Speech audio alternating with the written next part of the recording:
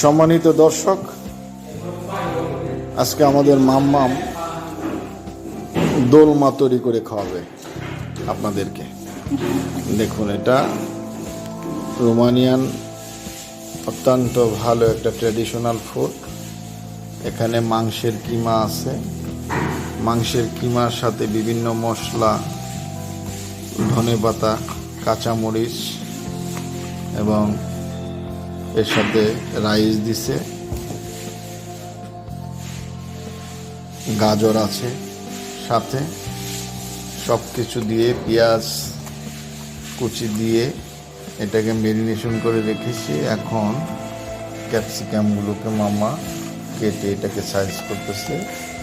ক্যাপসিকামের মাঝখানে আপনার এই মাঝখানে এই কিমাগুলো দিবে। কিমাগুলো দিয়ে এরকম একটা কভার দিয়ে এটাকে আটকাবে। আটকায় তারপরে এটাকে ওভেনে হিট করবে।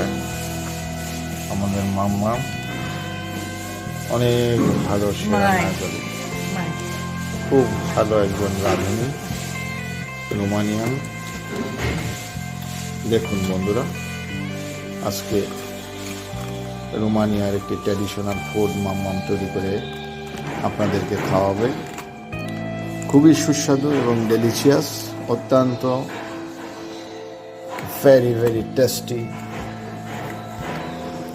এটা আমাদের বাংলাদেশেও এটাকে বলা হয় দোলমা। সেই দোলমাটাই মামাম রোমানিয়ান ভাষায় এটাকে মামাম, এটা মামা আর্দেই ওমপ্লোত। আজকে মাম্মাম তৈরি করে দেখাবে আর্দেই ওমপ্লোত। এটাকে বাংলায় বলা হয় দোলমা।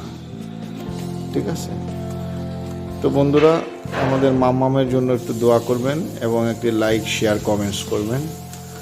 তো সবাই ভালো থাকবেন।